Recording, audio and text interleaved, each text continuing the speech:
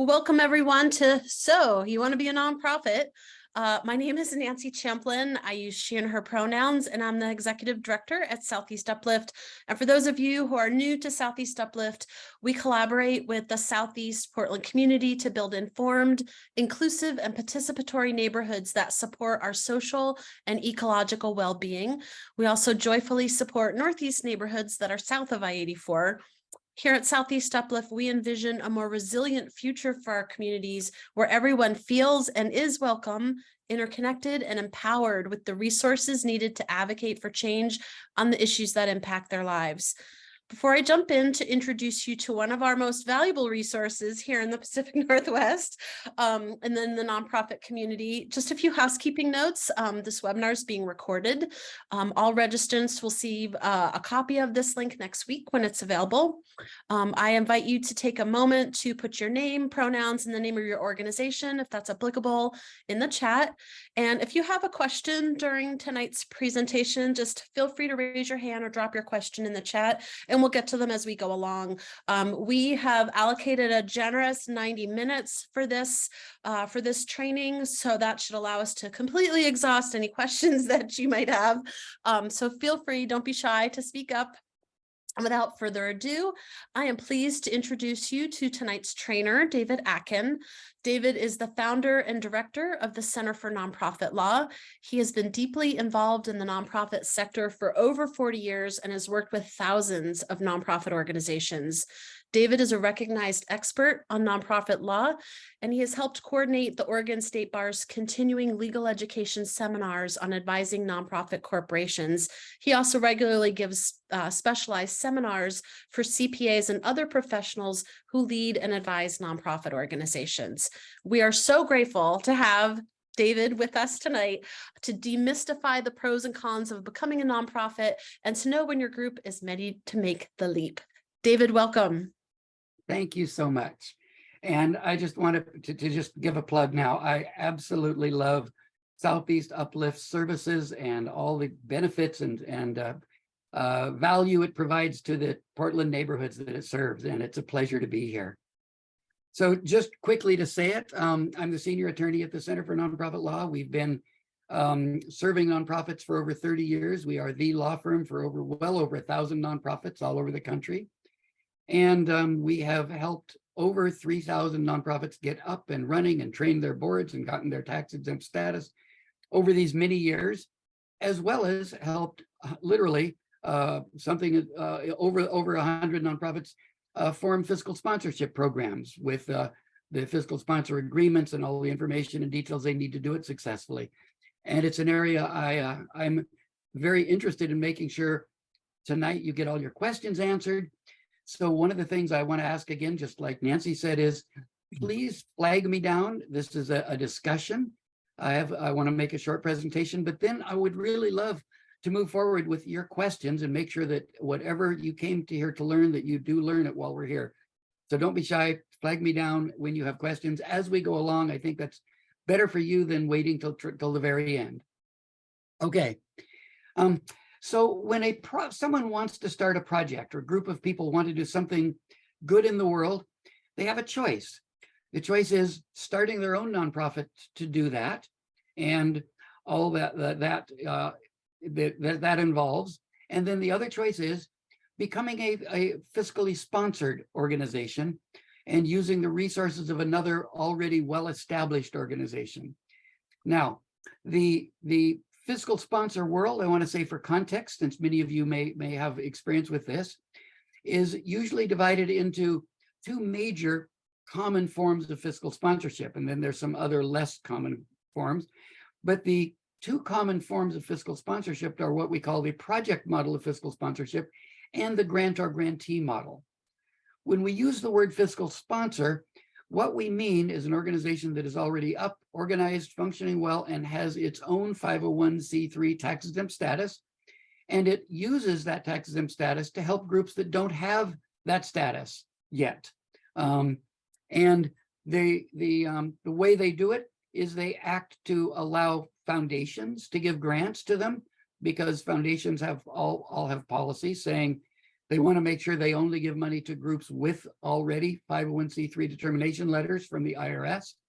The reason for that is twofold. One, if they give money to a group that doesn't have its 501c3 status yet and you misuse the money, then the IRS would penalize them because they gave money before you have your 501c3 status. And the other reason is that a group that has 501c3 status already is a recipient that the foundations can count when they give money away. And by that, I mean, foundations have to give a certain amount of money away every year.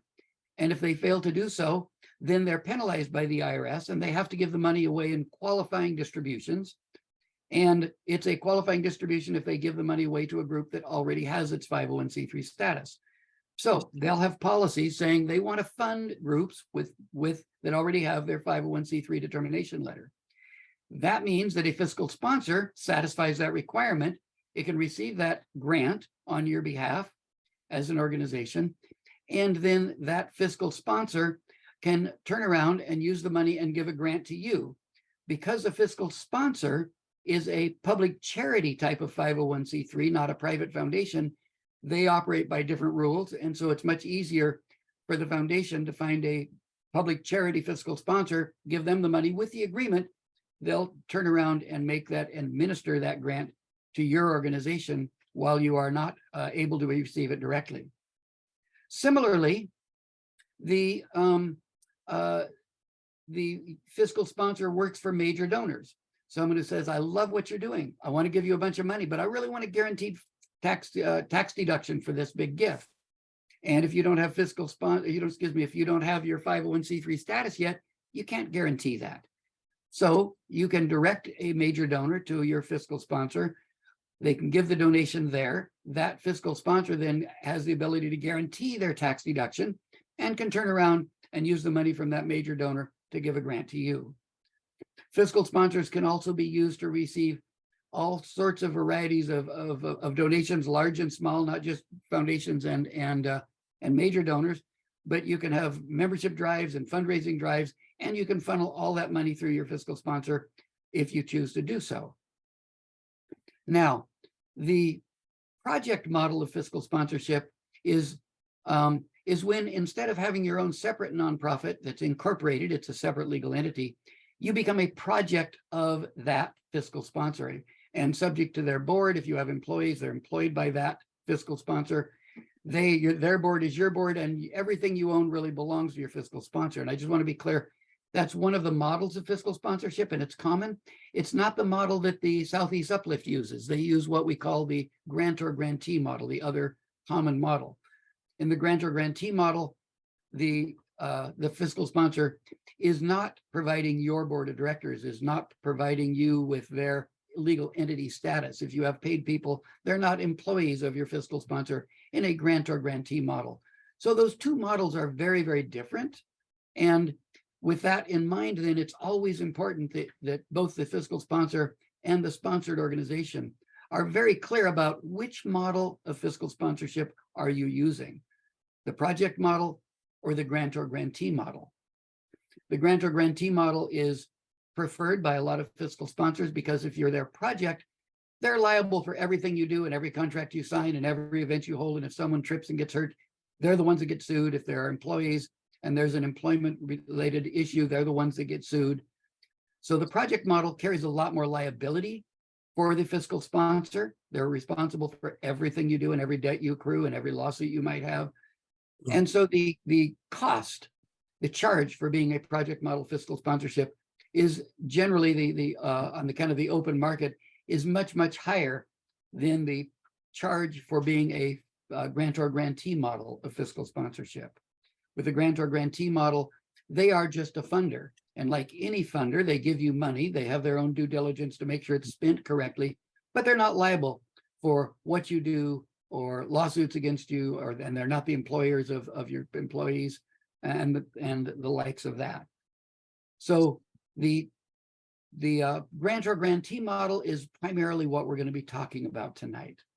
Okay, I want to pause for a moment and ask that with that as kind of an introduction to the world of fiscal sponsorship and the two most common models and the differences between them, does anyone have any questions about that about that setting and that context before we move on? Just a simple question, Dave. Your relationship between insurance companies then insuring the project model versus the grantor grantee model, they must have different insurance premiums and different exposures. So is there a recommendation of a more advisable model?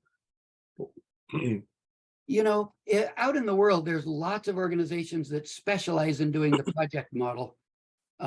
And their insurance has to cover everything all of their projects do. So every time they add a new fiscally sponsored organization, they have to get together with their insurance agent and say, we've added a new project. Here's what they're going to be doing. Here's the exposures to risk and potential liability, and make sure that their single insurance policy covers it.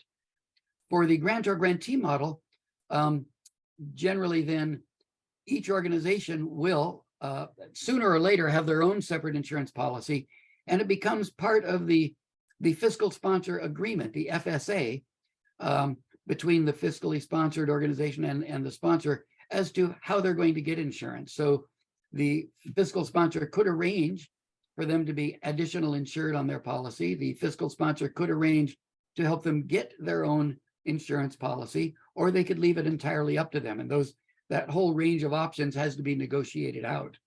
Nancy, can you tell us, with the Southeast Uplift District Coalition, what is your practice with the insurance policies for your sponsored organizations? Yeah, so right now, Southeast Uplift covers the insurance for neighborhood associations that are within the district, unless they are their own separate nonprofit, and some of them do have their own insurance for other reasons, they own property, etc. But we have not been able to get the insurer to add additional insured to cover all of the fiscally sponsored organizations under the policy. But for neighborhood associations, that has been for well over a decade, the practice that has been working at Southeast Uplift. Excellent, good. The fiscal sponsor agreement is a negotiated document that covers a lot of other things besides the basic, yes, we'll accept donations for you. And generally it covers, most importantly, the question of what services the fiscal sponsor will be providing. And that's really important, because one of the best reasons to use a fiscal sponsor is for organizations that need some time to build their own expertise, their own capacity, to build their fundraising up to where they can afford to have their own staff. And having a fiscal sponsor can provide a great deal of help incubating a new project and helping getting them up to speed with going through the stages of organizational development and capacity building, to where they're able to then end the fiscal sponsor agreement and move on. And when the fiscal sponsor agreement ends by either party, the sponsor or the sponsored organization, then the fiscal sponsor agreement generally will cover what happens then to the assets the fiscal sponsor may still be holding for you. And the general rule is that when the sponsored organization gets its own 501c3, then Southeast Uplift or the fiscal sponsor will then grant all of the money to the organization and any intellectual property, its assets of any kind that the organization is holding for it. The other approach is, if a group wants to change fiscal sponsors and find a new fiscal sponsor host, then the current fiscal sponsor would check to make sure that the new host has 501c3 status and would transfer any remaining assets over to that group if that was the choice of the fiscally sponsored organization. So usually you want that FSA to cover not only what the relationship while you're in the fiscal sponsor arrangement, what the relationship is and what services are provided, but also you want it to cover what happens when that relationship terminates for any reason. Now, why would you have a fiscal sponsor do financial management? You know, having helped lots of new groups get started, one of the things that I know is that it's hard to right away have all of the bookkeeping expertise that you need, the money to hire bookkeepers, the the money you need to be able to manage your programs and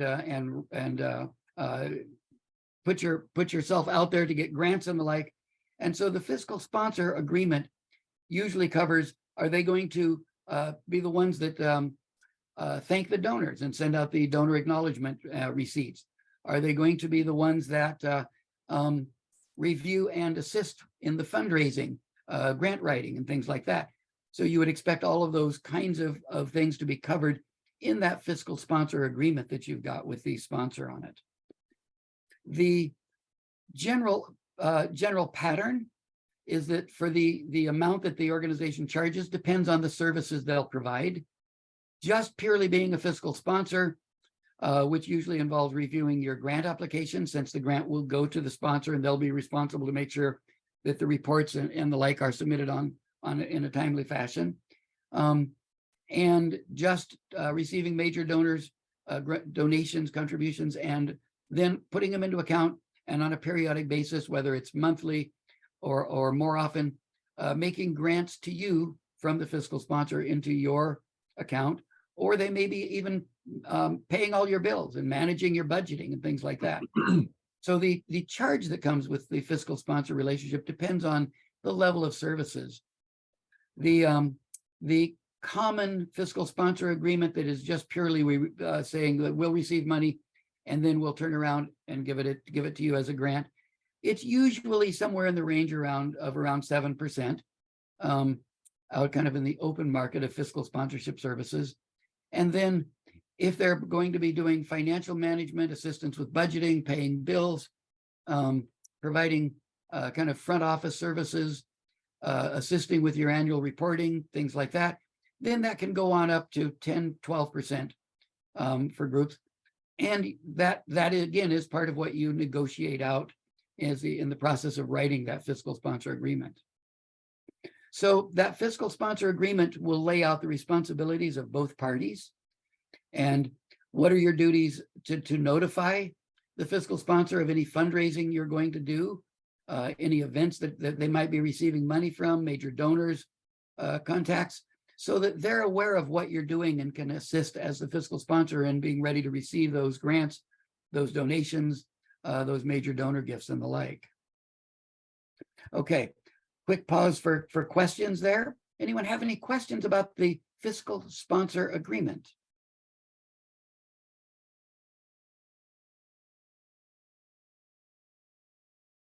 Okay, I'm going to take that as a no. Oh, there we go. Heather. Hi there. It looks like there's two of us on here, so I think Hannah has my link. Just to let you know if you want to change your name. Thanks, David, for being here.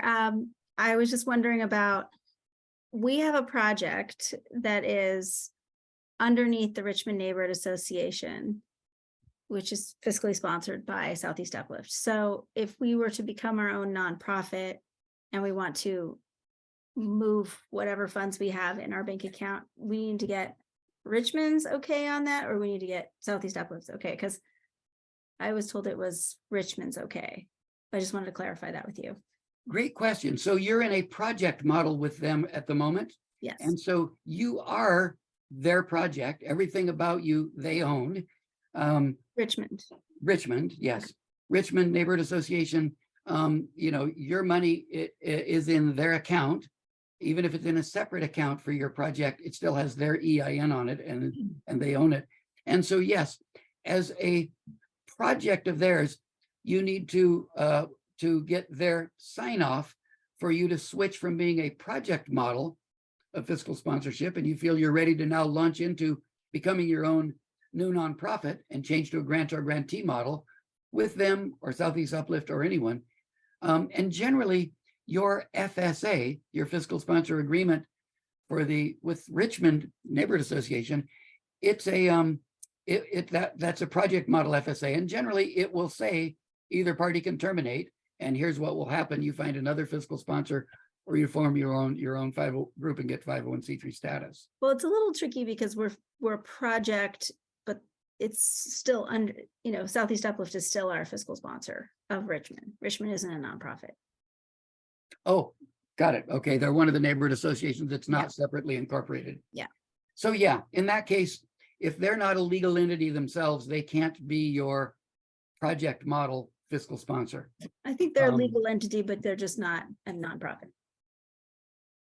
Perhaps, Or, I don't know, Nancy probably can. So- perhaps mean they're Richmond not- Neighborhood Association is registered with the Secretary of State as a state-based nonprofit. Yes. We are Richmond's fiscal sponsor, and PDX Main Street is a project of the Richmond Neighborhood Association. So it's kind of nested. Yeah. Got it. Southeast Uplift, Richmond, and then PDX Main Street. And Perfect. neither one of those are 501c3s. Rich, Except for us. Except for Southeast. correct. Right. Understood. And that's an important bit of terminology to understand is just simply by virtue of filing articles of incorporation to create a nonprofit, and one of the three types, public benefit, mutual benefit, or religious, just by filing the articles, you are a nonprofit, and that's a state level matter. Whether you're tax exempt and 501c3 tax deductible for donors is a completely separate step that some nonprofits never take. And so in this situation, your true fiscal sponsor providing you with the 501c3 status is Southeast Uplift, even though you're a project under the neighborhood association. So does the agreement to transfer assets needs to be with Southeast Uplift or Richmond? It would be probably both, Okay, the way that That's it's what I thought. nested. I just wanted to Yeah. make sure. Yeah, because Southeast Uplift is ultimately the body that has to receive those grants and Mhm. receive those donations and hold them. And as a project, PDX Main Street, a project of the neighborhood association, you're probably going to get all, kind of a three-cornered deal. Where Glad I everybody could give you a agrees. really complex Really? scenario. Thank you. Absolutely. I had a quick question. I got here a little late because I biked over to Southeast Uplift. I thought the meeting was in person, so I'm a little late to the table, but so forgive me if you covered this already, but I'm curious about, I run the Sunnyside Neighborhood Association's project, similar to Heather's project of the Sunnyside Neighborhood Association called the Sunnyside Shower Project. And we're under the fiscal sponsorship of Southeast Uplift as well. And my question concerns getting grants. My understanding is that you might be eligible for more grants if you have your own nonprofit status. But so far, my experience hasn't been that way. Like I've applied for another grant other than the ones we've gotten from Southeast Uplift with the Oregon Community Foundation, and I'm thinking of applying for one with the Collins Foundation, and both of those are fine with fiscal sponsorship. So I'm wondering, are there other grants that I'm just not hearing about that only allow people who are nonprofit, groups that are actually nonprofits themselves to apply? Or is there state and government money that I'm missing out on, or that we're missing out on? I'm just curious about that. Like, are there advantages to being your own nonprofit? Good question. And generally, almost all foundations are very used to working with fiscal sponsors. And if you want to apply for a grant from a particular foundation, generally you're going to communicate with the foundation manager, whether it's in a phone call, an email, a grant application, that, we're applying for a grant. We have a fiscal sponsor with 501c3 status. Our fiscal sponsor is so-and-so, so that you're assuring them right up front that they can give money to you through your fiscal sponsor, even though you don't have your own 501c3. And in my experience, they're very used to it and more likely to give you money when you're a brand new nonprofit and don't have your own separate track record yet, because you are borrowing on the credibility and the longevity and the reputation of your fiscal sponsor in that kind of a situation. Once you've developed your own track record and you've proven to the foundations that are giving you money that you can perform, that you get accomplish your objectives, you get your grant reports in on time, all of that, then at a certain point in that, steps and stages of organizational development, you don't need to borrow on the credibility and reputation of your fiscal sponsor anymore, and it becomes just as easy to get it without. I will say this, however, in my experience, the grantors really like to see new organizations in partnership with more established nonprofits, whether it's as a fiscal sponsor or just simply we're going into partners on a project that we're doing jointly through some partnerships for particular projects. Hmm. So there's other ways that partnering will Hmm. help you get those grants, even once you're no longer in a fiscal sponsorship relationship. Like a partnership with another nonprofit doing similar work, maybe, or? Yes, yeah, or a governmental body, the schools, the county government, Oh, those kind of partnerships. I see foundations increasingly really favoring those kinds of connected partnership relationships. Nancy, interesting. you had something to throw in there. Yeah, I just wanted to kind of dispel the myth that the path is always to becoming a 501c3, because it doesn't, sometimes it just doesn't make sense for an organization to do that. And I think as we go along in this webinar, David's going to help us tease out, like, how do you know when you're ready to become a nonprofit and what are the pros and cons and stuff. Well, I'm sure we'll get to that.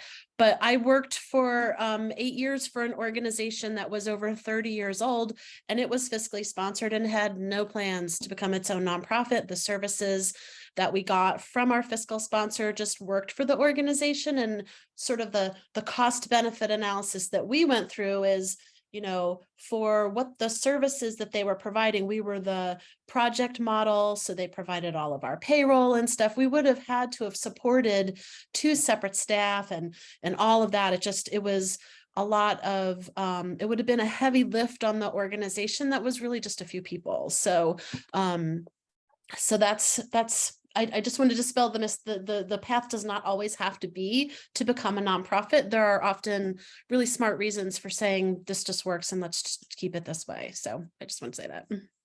Thanks. That's really helpful what you just said, Nancy. So I have a really, really, really elemental question. It's late in the day and I'm sure I know the answer to this question. I've just forgotten, but if you are doing that, if you're not a nonprofit and you just use fiscal sponsorship, like what's the instrument? Like, how do you describe yourself? Like, you're not a for-profit. I mean, how do you kind of identify yourself as an organization? What's the structure? Great question. For a project model, your website would say, for instance, if it was a project model, it would say PDX Main Street or Main Street PDX, a project of Southeast Uplift. So, and you can even as a project model fiscal sponsorship, and there are organizations out there that do nothing but these and have scores of organizations that are their projects, and they're all part of that one legal entity. There's no separate incorporations anywhere. And they similarly, like the grantor grantee models, can go on indefinitely. There's no reason that they have to end, as Nancy said. And those organizations will often have their fiscal sponsor even take out what's called an assumed business name, a DBA, so that they can have their own letterhead, which will say such and such a project of Southeast Uplift or whatever the fiscal sponsor is. Their website will say, you know, their name, and people can write checks to them. I often advise that so that their donors, the people who are supporting them, get used to writing checks and giving grants and donations in their own name, which helps them later transition if they choose to do so.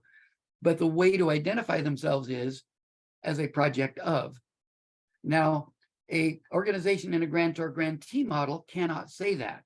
So for the grantor grantee model, what you'd say is, basically, your description would be, we're a nonprofit organization being fiscally sponsored by Southeast Uplift District Coalition. And that would be a completely accurate description. You are a nonprofit already because you're separately incorporated, or you couldn't be in the grantor grantee model, and you're fiscally sponsored by that. And you can put that on your website, on your letterhead, in your letters to funders and grantors.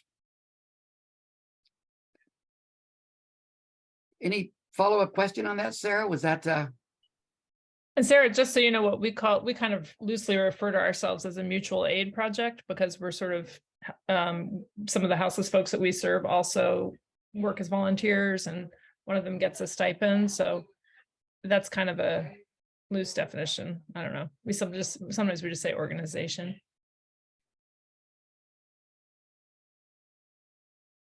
okay? Other questions about any of that? Good enough. Now, Good question, sorry. that's good. I love questions, by the way, please. Okay, so I'm sorry, it's late in the day for me too. But I'm trying to understand it sounds really good to be, too good to be true. So what would be in it for Southeast Uplift? I mean, it sounds like Southeast Uplift does all the work, all the accounting and tax filing, and then the organization gets to use, it gets to apply for grants, and they get to use their get write-offs. So what is it? What's in Yeah. it for Southeast Uplift? Generally, three things are in it for the fiscal sponsor. One is they get a percentage of the money that is raised. And so that is negotiated out. How much is it? And as I said earlier, the project model, the fiscal sponsor is taking on a much bigger liability. They're the employer. They're everything that the project does comes back to them. And so generally, I see the project model fiscal sponsorship often starting at about 15%. And if there's employees and payroll and all the HR and management issues and everything to deal with, then that'll often go up to even more than 15%, up to 20% or so out there. So one thing is they get that money for a grant or grantee model. They're not taking on that same level of liability and risk, but depending on the fiscal, the financial management services they're providing, are they paying your bills? Are they keeping your books? Are they reconciling your bank accounts? All those questions. What level of service are they providing? Are they thanking your donors, sending out the receipts and all of that? And that will affect it. But usually we're seeing something in the range of 7 to 10% for those grant or grantee models, which is lower amount. So one is they get paid for it. Second is that they are helping new groups that otherwise might not thrive and make it on their own to become successful, and providing that incubator to help them get up and grow their capacity. And at some point they may spin off or not. But they're accomplishing their own mission. And in fact, some of these fiscal sponsors, their only mission is to be a fiscal sponsor for other groups. That's all they do. Unlike Southeast Uplift, that has their own complete mission and vision and work and projects of their own. They do this as well. Some fiscal sponsors, that is their only mission. And the third thing that the fiscal sponsor organizations are getting out of this is it enhances their own reputation and increases their own value to their community by providing these services, and makes them more successful too. Especially if they're trying to reach out to emerging communities. Exactly right. Nancy, I mean, whatever group you want to talk to, LGBTQ, you could, any group you want to deal with, or a specific neighborhood. There's just lots of ways that it enhances their cred. Absolutely right. Nancy, is that a good description of what you think Southeast Uplift gets out of providing these services? That's perfect. And that gets to why in the application process, we ask applicants for fiscal sponsorship what their mission is and how they align with our organization, because it's fulfilling our mission to provide these services. And we do so on a really generous sliding scale fee schedule, where if you're applying for a Southeast Uplift grant, which we do community small grants, which are small, like $5,000 or less, and that's all that you're doing. You're not doing any additional fundraising. You just have applied for it, but you don't have 501c3 status. You just want to apply. And if you get that grant, that's all you're doing. That's free. We just provide you that support for the year. Meanwhile, it opens up all of the full services of trainings like this and webinars and events, and you just kind of become a core stakeholder of Southeast Uplift. And then the next level up is when you start to do fundraising, it's a more full application for fiscal sponsorship. And right now the fee is $50 annually, assessed towards the end of our fiscal year, which is like the end of June or early July. And it's $50 annually up until $25,000. Once you cross the $25,000 threshold, then we charge 10% of everything that comes in over that. And Linda, one thing, again, these are negotiated out. Most grant or grantee fiscal sponsorships don't do your 3 filings per year. Every year, a public benefit nonprofit has to file one version or other of the 990 with the IRS. Under $50,000, it's the 990N electronic postcard. And once you're incorporated, you have to start filing that immediately following the completion of your first tax year, even if your first tax year was just a month long. Say you're on the calendar year for you're doing your bookkeeping and taxes. If you were incorporated in November or December, and your first tax year is done in a month or two, you still have a duty to start filing those 990s right away. So under 50,000, it's a 990N, an electronic postcard. You go to irs.gov and file it, and it literally takes 3 minutes. It takes longer to set up or get into your own account than it does to fill out the report for the IRS. Over 50,000, it's the 990EZ, substantially more information required on it. And then over 200,000, it's just the regular full 990. And generally that is filed by the organization, fiscally sponsored organization, if they intend to go on to get 501c3 status. If they don't intend to ever go on to get 501c3 status, they can not file their own 990, but it creates problems if they later decide to go in and they haven't been filed to get their own C3 status and they haven't been filing them. So that's a decision to be made, but generally the fiscal sponsor does not do the filings there.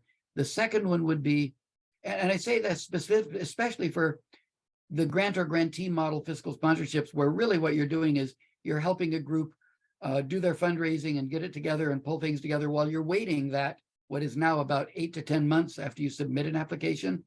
8 to 10 months is the standard wait time right now for the IRS to respond. No one wants you to sit on your thumbs and wait for that, 8, 9, 10 months.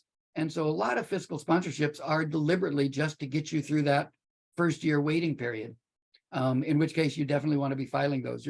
So your first of your 3 annual filing requirements is your 990. The second one is all public benefit nonprofits, all the charitable and educational ones, have to file an annual report with the Oregon Department of Justice. They're the state level regulator that oversees public benefit nonprofits.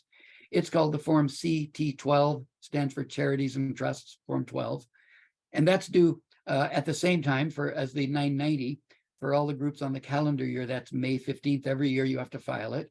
And even if you do not have 501c3 status and don't intend to get it, you still have to file that CT12 with the Department of Justice.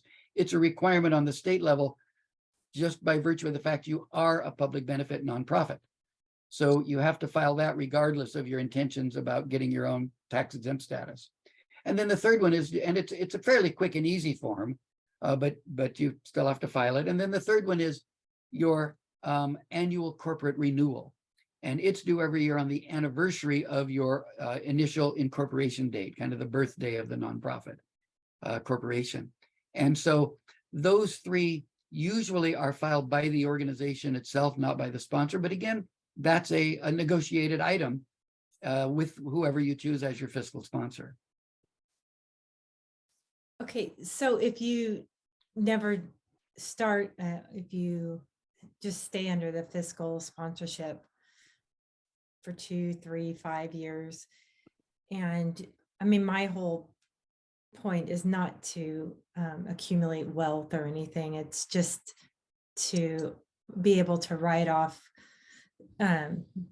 things and be able to purchase things at a lower rate, and people want to donate money to me, but I don't accept money because I'm not a nonprofit. So would the minimum fee be $50 a year if I'm not having these huge fundraisers that are over 25,000? Okay, doesn't seem And I like a think lot. And I think to fit into Southeast Uplift's fiscal sponsorship program, you would have to at least be incorporated as your own separate entity. So you would be a nonprofit, you just wouldn't be tax exempt. Is that right, Nancy? yeah, so you'd file with the Secretary of State's office to Mhm. establish as a state-based nonprofit, which wouldn't make you tax exempt. And then annually you would, as David pointed out on the renewal, the anniversary of that, you would renew that every year. And I forget, that's like $50. Is that right? Something like Yeah. that. Yep. And then And then Yeah, the your Department of, your annual report to the corporation division is just $50. And your report to the corporation, the Department of Justice, depends on your budget level. It starts at around 35 and goes up to 200, depending on how big your budget is.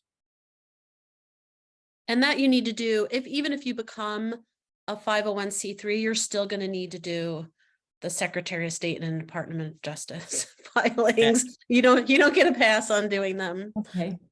Yeah. And they have big fines if you don't file it within a certain period. Okay. Yeah, it's interesting. With the grantor grantee model, if a group intends to become 501c3, the IRS gives you 27 months from the point of incorporation to file it.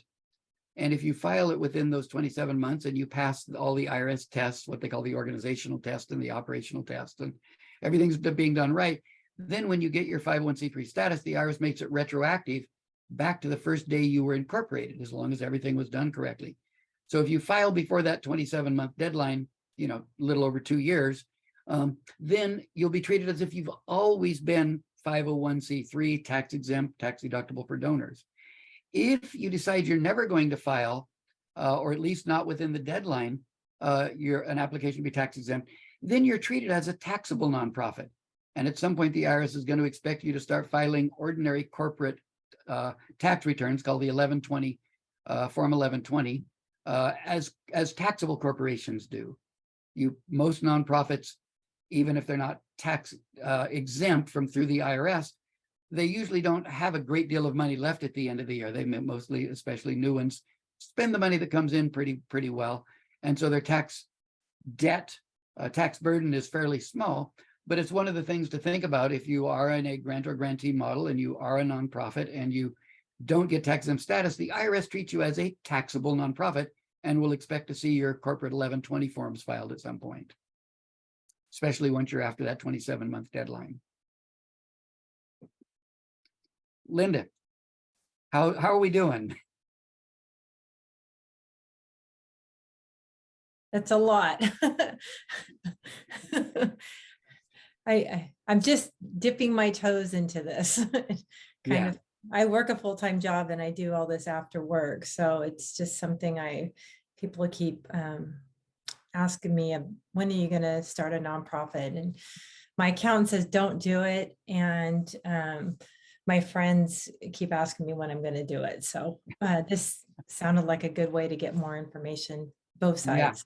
Yeah, absolutely. Good. Yeah. And there is, although not with Southeast Uplift, there is the middle option there, and that is you want to have some of the advantages of tax exempt status, and you don't really want to have your own board and do your own filings and take care of everything. So although Southeast Uplift doesn't do it, there are definitely other groups around that will take you on as a project of theirs, which saves you all of those things, and they file your annual reports and they do your bookkeeping and all of that because you're a project of theirs. So there is that other option that's short of becoming your own separate all the way up 501c3 nonprofit. And I agree, it's a lot. It is a lot. Yeah. Okay. Heather. I just wanted to respond to Linda that, being a project is a really easy way to do it. So I could see the overwhelm in your face, and I have that same feeling when I think about going 501c3. It really feels like suddenly then you have a lot more requirements and filings and things like that. So it is pretty turnkey. I think Southeast Uplift does a great job with that, and I just want to give them credit and props for that. That we got our first grant from them, and that really was a catalyst for us to get started, and we've been going for 10 years underneath the fiscal sponsorship model. So that's a great thing. As I've been debating on and off about how do we evolve, who do we want to be when we grow up, some advisors have said it's not really worth it until you've got like $100,000, or something like that, where you're really dealing with bigger money, that it makes it worth it, or you have a lot of staff or other things that it just didn't seem like it was until you were dealing with something bigger, it seemed like it made more sense to be underneath a fiscal sponsor. Until you sort of outgrow, what I think was holding me back is also just, as another nonprofit that I am on a board of, it's not related to S2C2, Roger, that other requirements around board membership and, unrelated people and making decisions and things like that. There were other requirements, it seemed like, around who could be on your board and making decisions. And I was just wondering if you could speak a little bit to that. You bet. And Linda, I just want to say, good for you. Sincerely, thank you for spending the time after work and on your weekends and holidays doing good work to make this world a better place. So if you want to start your own new nonprofit and you get up and start and say, okay, we're going to do this, the process begins with writing and filing the articles of incorporation. You want to make sure they're correct. That means they have to have both state requirement language in there and the federally required language. The IRS and federal law requires some very specific 4 provisions restricting your activities, such things as limiting your lobbying, absolutely no endorsing candidates for public office, what they call prohibited private inurement, must be operated exclusively for charitable and educational, etc. purposes. So you write and file the correct articles of incorporation. You can do that online with the Secretary of State, or you can write and submit your own. As soon as the state processes them and puts it up on their website, and that'll give a date of incorporation, and it can even give the articles themselves will be stamped with the date and the exact time the organization was created, as if something new in the universe suddenly sprang into being. And then once it's incorporated, generally the next step is to register with the IRS and get your EIN, your federal tax ID number. One of the questions in there is, what's the date of your incorporation? So that means they want you to incorporate first, then get your tax ID number. To do that, you'll have to declare who is going to be a principal officer of the organization, who will be the signer for the process of getting your federal tax ID number. Once you've got that, the next step is to prepare for the first official board meeting. And to do that, the most important thing is you've got to figure out what structure do you want in your nonprofit, and who can serve on the board? What composition of the board do you want to have? Who's qualified to be a board member? How are they selected? Who selects them? How do they work together? How do they make decisions? All of those things go into your organization's bylaws. And so you'll want to put some good thought into it. There's lots and lots of options and creativity that you can really make your bylaws compatible with your sense of vision and mission and your organizational structure. I will say there's a lot of bad examples of bylaws out there on the internet, and lots of bylaws that are just fine for another state. Maybe they were just fine for New York, but they aren't going to work in Oregon because the laws are different state to state. So be careful with the cut and paste method for it, but you want good bylaws. You have to make some decisions early on about structure. The most common way that the board members are selected for 501c3 groups is to have what we call a self-electing board, where the people on the board now elect any new board members or re-elect themselves. And that's the most common in the 501c3 world.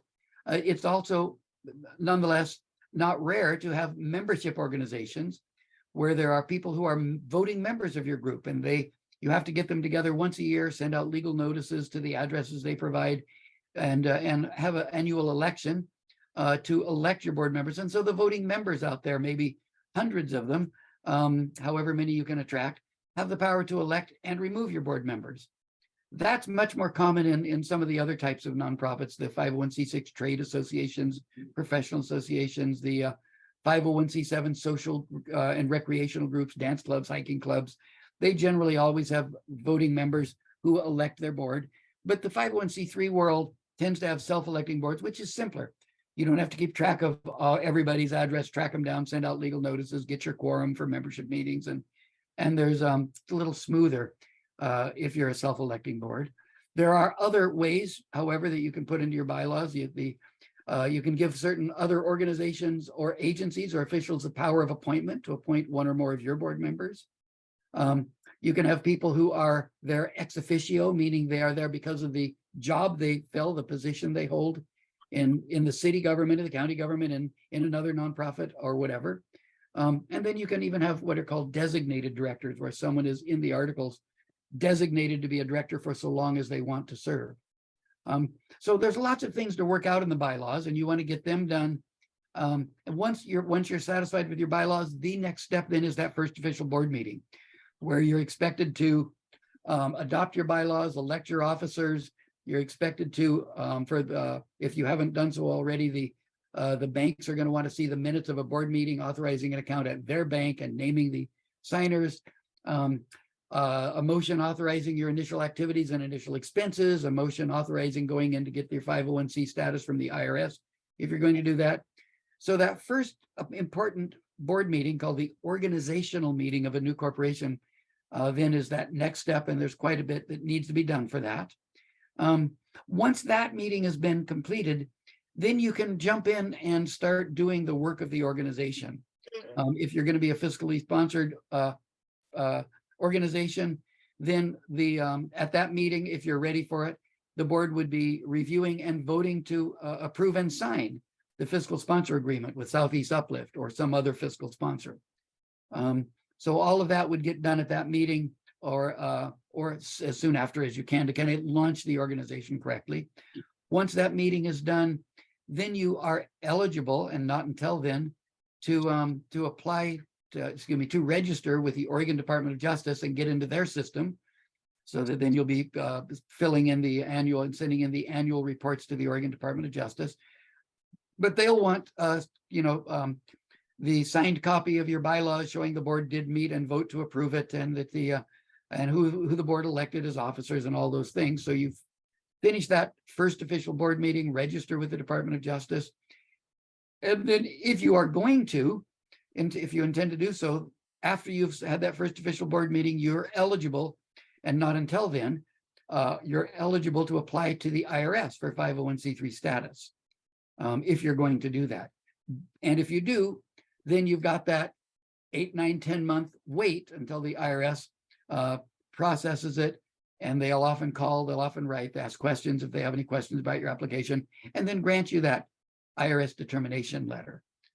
So that's kind of the steps you move through to be set up properly.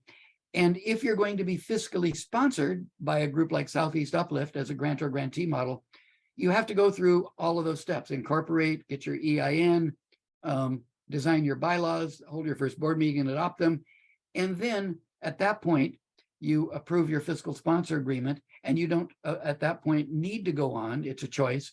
You don't need to go on to apply for your own 501c3 status. You can simply stay a grant or grantee fiscally sponsored organization.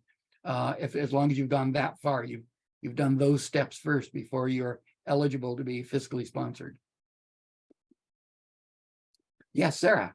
I'm sorry. I think that you said this earlier, but I'm confused. I thought that you got the EIN from the IRS, but it sounds like you get the EIN from the state. I mean, from the Secretary of State with the Articles of Incorporation. No, and I'm sorry if I gave that impression. You incorporate first at the Secretary of State, and then once they give you the date of incorporation, then you go to the IRS to get your EIN, your federal tax ID number. So you go to the IRS for the EIN, even if you're not applying for the 501c3. Yes, you as a corporate entity, you legally have to have an EIN. And there's some confusion out there in the world.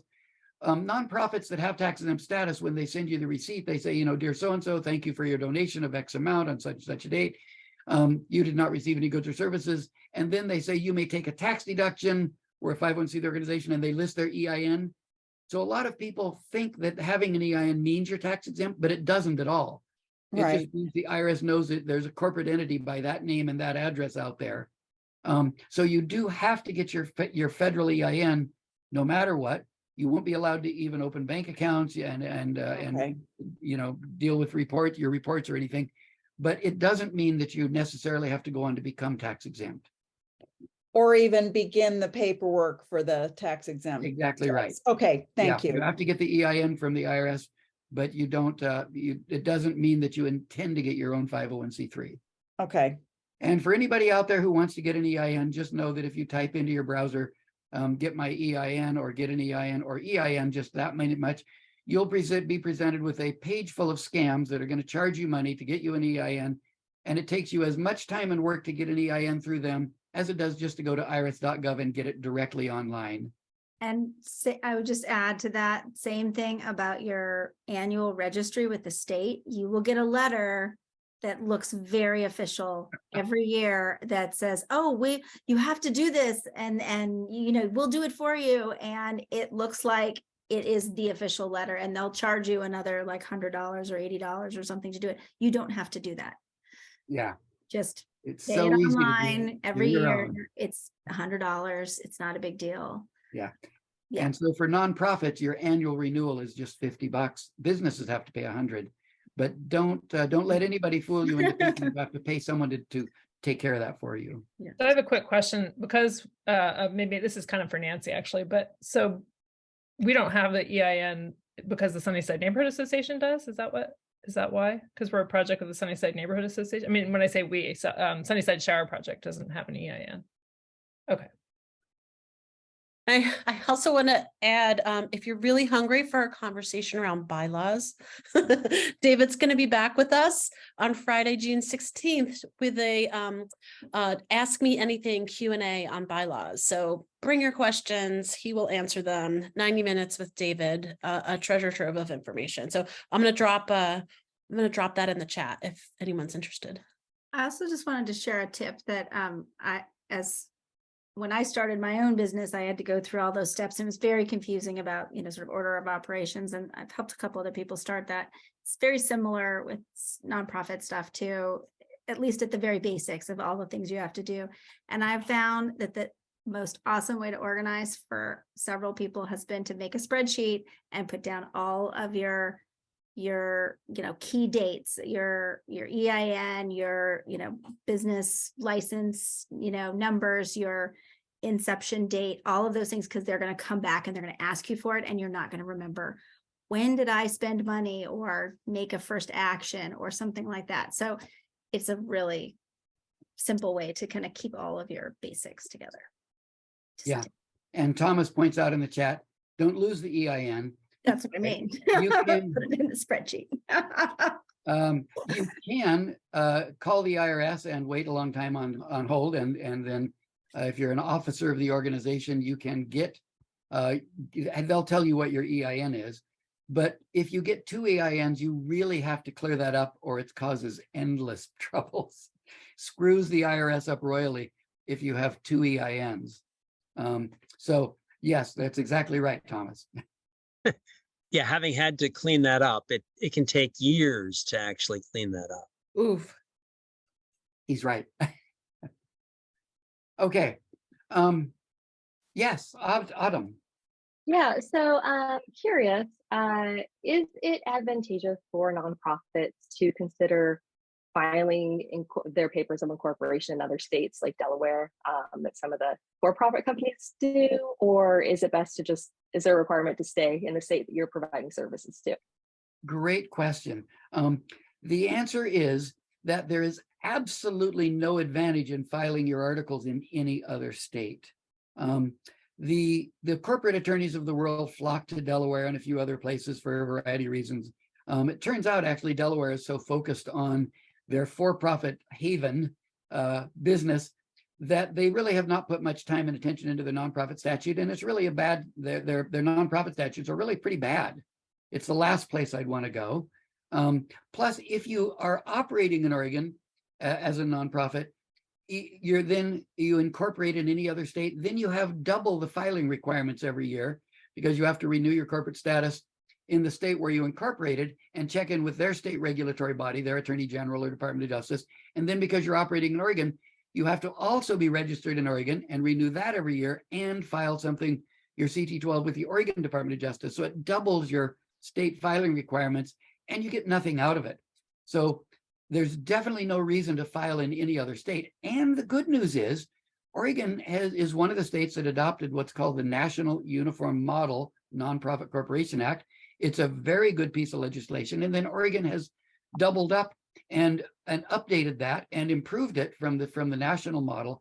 It really has one of the best nonprofit legislative schemes in the country, and a very favorable, friendly regulatory body, inexpensive to be a nonprofit here compared to, oh my gosh, California and some other places where it's really expensive, the reporting and reporting fees and the other things they have to do. No, if you're going to operate in Oregon, definitely incorporate in Oregon. It's a great state to have as your organization's birthplace. Thank you. You bet. David, I'm I'm curious about the whether there's a possibility and a probability of changing. I'm sure the IRS doesn't want to think about making changes ever, but let's just take an example where a corporation has a 501c6 status. It's a business association, it's a business league, and it wants to change to 501c3 as a public benefit corporation. Are the pitfalls within your capacity to speak to? Are the advantages? I mean, the advantages are obvious. Tax deductibility from the point of that new tax status would give them tax deductibility, but they may be fully serviceable without changing their tax status. Yeah. You can request reclassification. The IRS does have a specific process for it, and as you would expect, a specific form that you submit. So if you got your 501c6 or 501c7 or 501c4 or 501c12, 13, 19, your tax exempt status, there's over 20 different categories, and you want a reclassification, then you use, and I believe it's IRS form 8940, which is a miscellaneous request for reclassification, and you submit that along with the 501c3 application form called the 1023 application, and then they'll review it. And you have to convince them that you really do know the rules that differ between a 501c6, which is set up to endorse and support and promote businesses, and a 501c3, which can never do that at all. 501c3s aren't allowed to subsidize or promote or endorse or give benefits to businesses. So they're completely different purposes. I see this more often in the 501c7 world. Someone will start up a group that's all about, dogs. And then pretty soon they've got a puppy, adoption service, and then they've got a rescue service for abandoned, neglected, or abused pets. And those all would qualify for 501c3 status. And they can change to become 501c3. The thing to know is that of all of these 20 categories that are tax exempt, the only one that's generally tax deductible for donors, so it's a much higher level of subsidy from the government, because every time someone donates $1,000, there's $300 less to fix the roads and fight the fires and hire the teachers. So the C3s have a much higher level of taxpayer subsidy.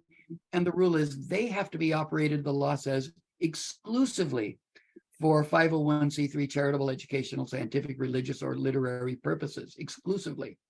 So you can't have a group that's doing, 3/4 of its work is charitable, but a quarter is, operating like a C6 or operating like a dance club or whatever, because those groups can have mixed purposes, but the C3s have to be very pure. So you've got to convince the IRS, you know how to do that, but you can request reclassification. More often, what I see is we form linked organizations, where you'll have a 501c6 that wants to do more charitable work and get more money for it, or a dog club that wants to have a 501c3 fund. So what we do is we create a small connected 501c3 that they just keep separate legal identities, separate bank accounts, separate money, separate board meetings, but their boards can be the same, with major overlap. And so they can do both the C6 and the C3 work, and they can do the the C7 and the C3 work. And that's more common than requesting reclassification, because most of those groups don't want to give up the things they can do that a C3 isn't allowed to do. A C3 can't operate for the purposes that someone would have set up a C6 or a C7. Just for I know the group doesn't know all these acronyms, but that's exactly why the Hawthorne Boulevard Business Association did not file for reclassification. It was actually, and it did initiate the S2C2, which is Southeast Sustainable Southeast Community Coalition. That created a 501c3 that could do the kind of public benefit for the the Southeast community, and that's why we did it, rather than try and reclassify our own business association. I've been associated with these organizations, with HPBA, for 40 years. I've been also, when I ask questions, I may also be talking about the overarching organization that actually performs what Southeast Uplift in a lot of ways does for the business districts citywide, and having trouble getting public benefit change of status for that organization. It's been working on that for 6 years and it hasn't been successful. So. Wow. And Thomas said basically the same thing I'm saying, and that is most C6 organizations, trade associations, business associations, professional associations, set up a separate educational nonprofit organization, often as a subsidiary, meaning the C6 has the power to appoint and remove the board of directors to make sure that its 501c3 arm can't take off with the money and go do something else. So it's often set up as a subsidiary, but it's a separate legal entity. Good, thank you very much. Yeah, Heather asked the question about having a for-profit and a nonprofit. So, for example, developing educational materials and getting grants, as well as a for-profit that might sell services or products. So just to say it, Heather, 501c3 nonprofits can sell services. They can sell, everything from materials that are related to their charitable and educational purposes, books. They can sell their services in the way of advising and consulting on particular topics. You can have 501c3 nonprofits that do nothing but help other nonprofits be tech savvy and things like that. I think the difference that I'm talking about is this is another nonprofit that belongs to a family member, and she's spent her life work writing 75 books on education, and if she gets sick, she won't be able to use any of the proceeds of the sales of this to take care of her family or herself, because that money all has to go back into the nonprofit. So I was asking about that for another nonprofit, just because if she wanted to develop the books and have them continually grow and evolve over, time, that can still live with a nonprofit, but that if she wanted to be able to benefit from all of her hard work over her whole life, that she might still be able to do that. So does that seem to make sense, that maybe that they should be separate? Because otherwise, it does, but it's you get any complicated. profits of sales of the book. Mm-hmm. Yeah, it's complicated. Two quick things to say about that would be, one, IRS rules and federal law tries to keep for-profit and nonprofit very, very separate. And one of the rules is that 501c3 nonprofits must be operated exclusively for public benefit and shall not be used to serve private interests. Mm-hmm. Meaning you can't allow a nonprofit to do anything that's going to provide more customers, more clients, more income for a business. You can't support it. You can't give it money. You can't loan it money. Nonprofits have to let the for-profit world kind of work it out themselves. And so the general rule is you have to be really careful if you've got a nonprofit in any working with businesses in any other capacity other than just hiring them, like vendors and service providers and the like. So that would be an issue. As far as her books, just to say it real quickly, if she is being paid to produce those books, then the IRS rule is that the intellectual property must be owned by the nonprofit. It paid for it. And it would be an example of what they call prohibited private inurement, to get paid to produce works, books or whatever, and then hold that property yourself after you were paid to do it. But if a person develops materials as a volunteer without getting paid to do it, then it's not improper for them to hold all of the intellectual property rights and to have basically an intellectual property lease agreement, licensing agreement, I'm sorry, where they say, I've written these books and you, the nonprofit, can use them for pay or for free, but I will hold on to the actual ownership of this intellectual property because I wasn't paid to produce it. And so there's things you can tell your friend to work out on that. I don't want to take any more time on this.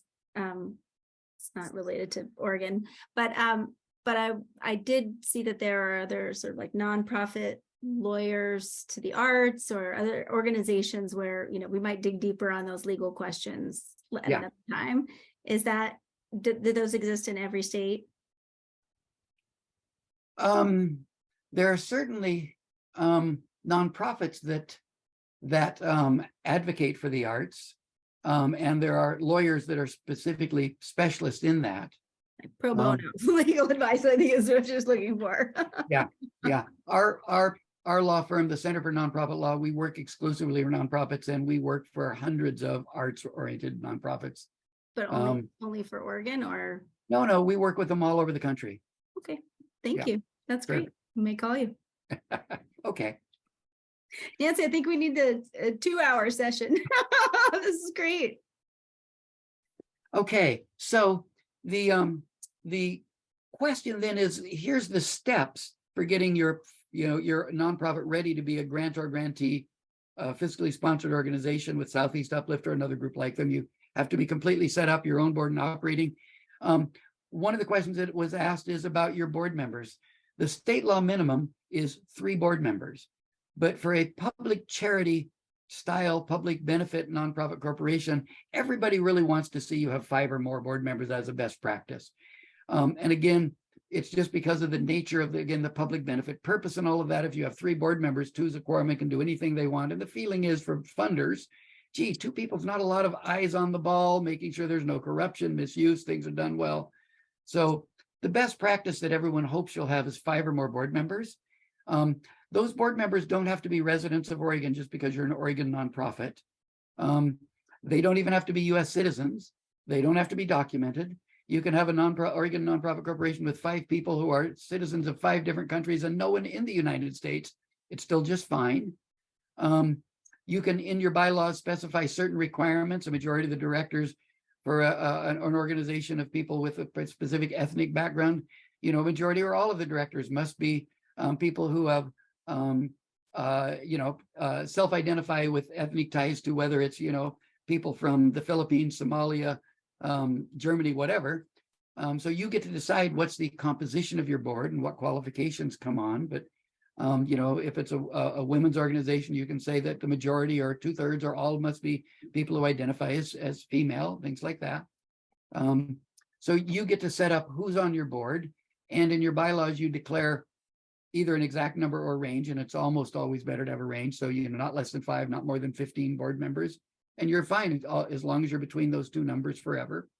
There is no limit to having young people on your board, as long as they're able to understand and independently perform the duties of a director, they can be on the board. And so I get a lot of questions about, we serve youth. Can we have youth on our board? Heck yeah, absolutely. There's lots of 16, 17, 18-year-olds who are still minors who can understand and perform the duties of a director, and even, exceptional youth even below that age. I generally recommend they are not serving as an officer, so they're not signing documents on behalf of the organization when they don't have the capacity to sign for themselves, but serving as ordinary board members, you're fine there.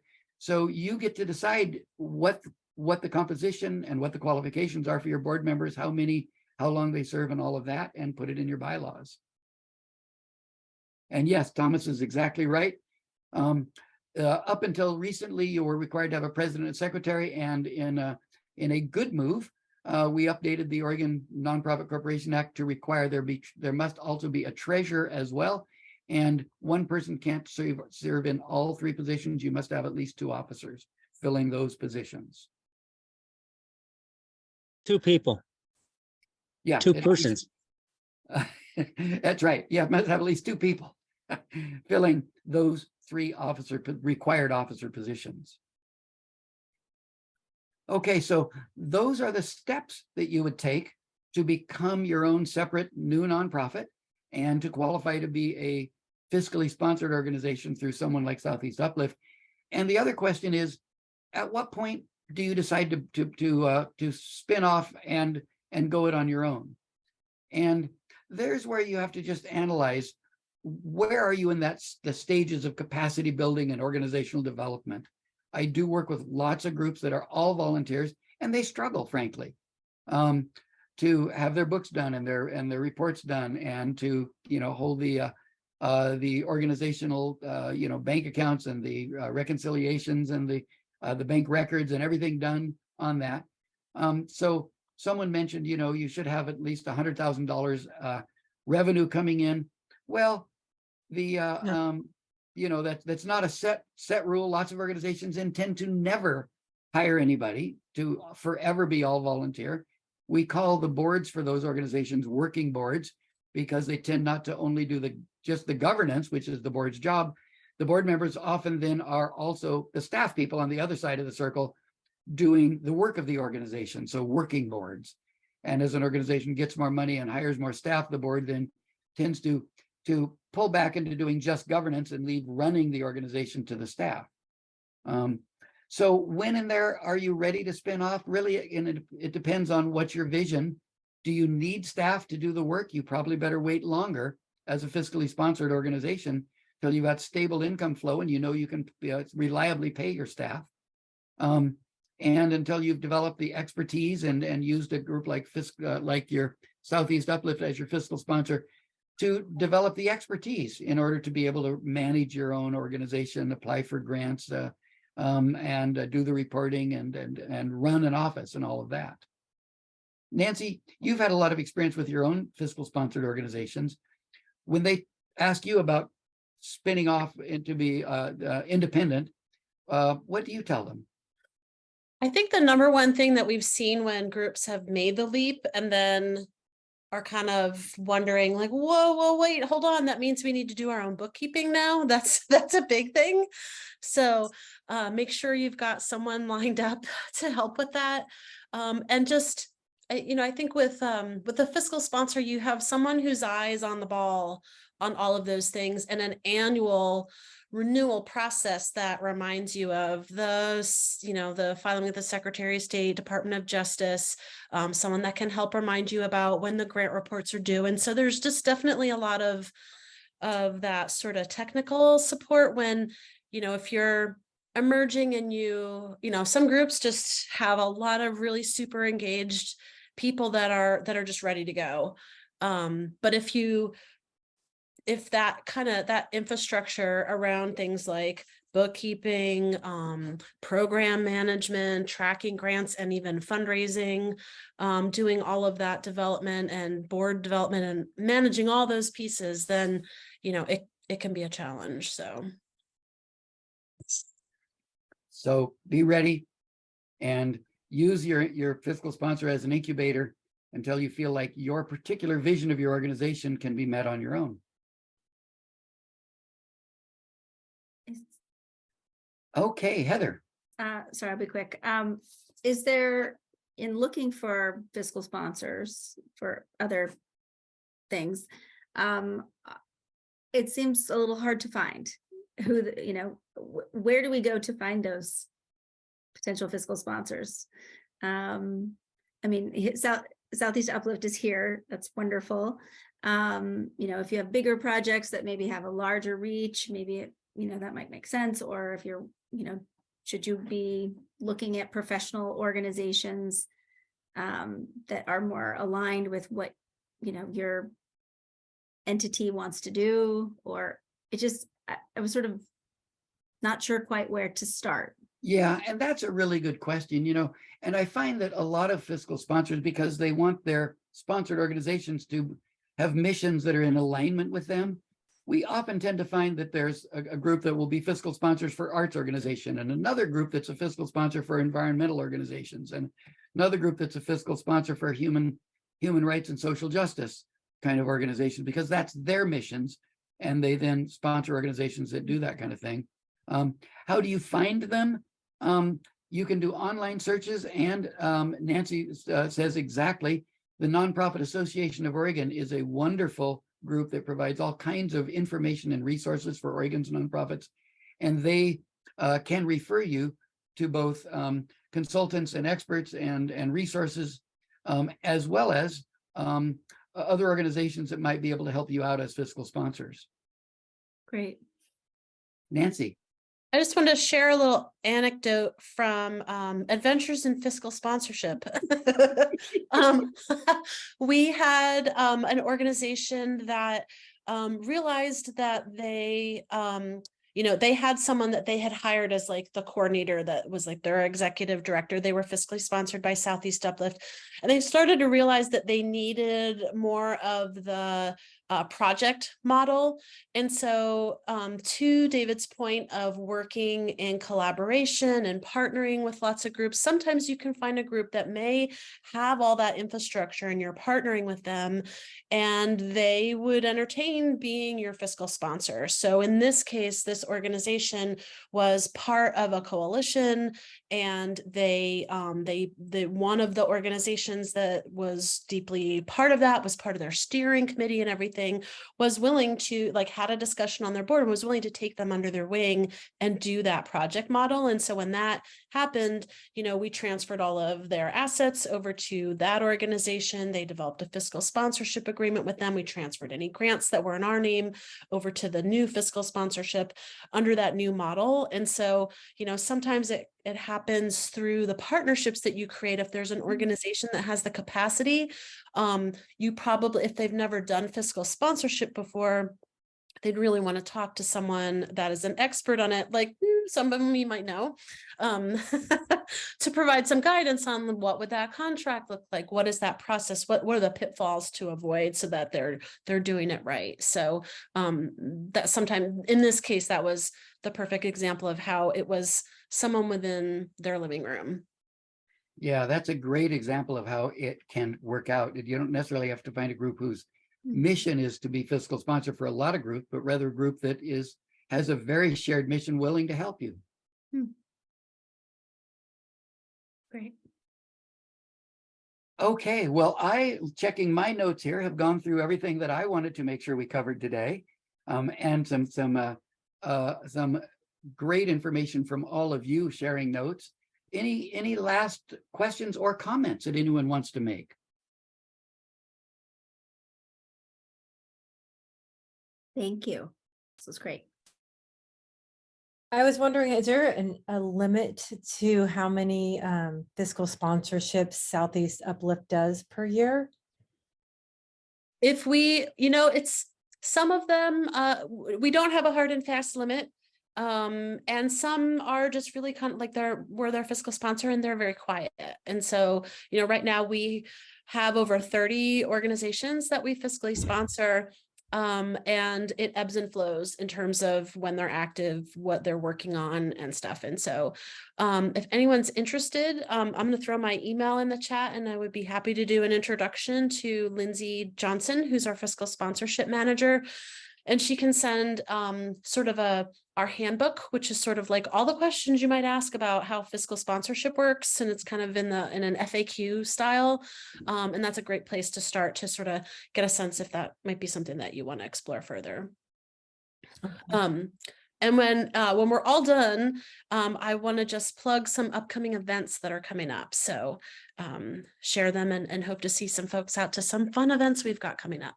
I had one quick final question, which I was just curious, do all the umbrella neighborhood, like the equivalents of Southeast Uplift all around the city, do they all do fiscal sponsorships? Or is it some of them are run by the city. So there's 7 district coalition offices.